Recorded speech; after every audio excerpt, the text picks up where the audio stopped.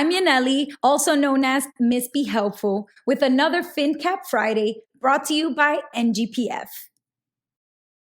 If you've spent any time on TikTok, Instagram, or X, formerly known as Twitter, then you've probably heard of girl math. It's a viral trend where women justify what would typically be considered unnecessary purchases, things like a daily latte or a new handbag, but they do it with reasoning that doesn't make sense financially. I got a Starbucks today that was $4.90. Anything under $5 feels like it's pretty much free. Girl math. Search for girl math on TikTok and you'll see thousands of videos of women explaining purchases using this creative reasoning. The hashtag has been used over 890 million times as of mid-October 2023. Now, girl math started as a joke, but ended up becoming a bigger deal. And now there's two sides to this. On one side, you have those who like the girl math trend. They say this is just lighthearted fun. It's a silly trend that allows people to bond over some of the funny, everyday things that we all do when it comes to money.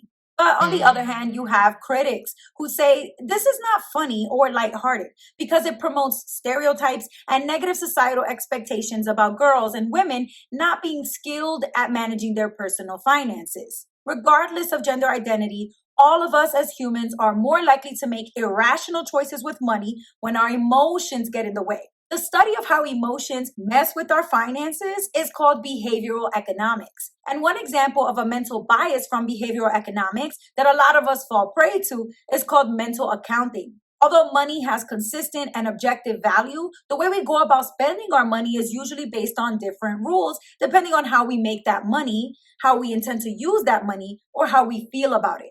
For example, if you're saving up to buy a car and then one day on your way to school, you find a $100 bill on the ground. A lot of people would take that $100 bill and buy something nice and treat themselves. They would not add that $100 to their car savings fund. This is because even though there's no difference between the money we find unexpectedly and money that we get from any other source, we tend to feel like it's special money or it's different money. And so we justify spending it extravagantly. Mental accounting can distort our perceptions of money and leave us to spend based on intuition rather than reasoning. So the best thing that you can do to avoid mental accounting is to be deliberate with your money.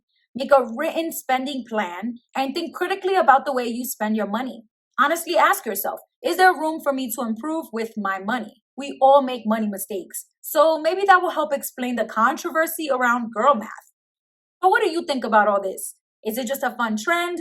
Or do you think it's more serious?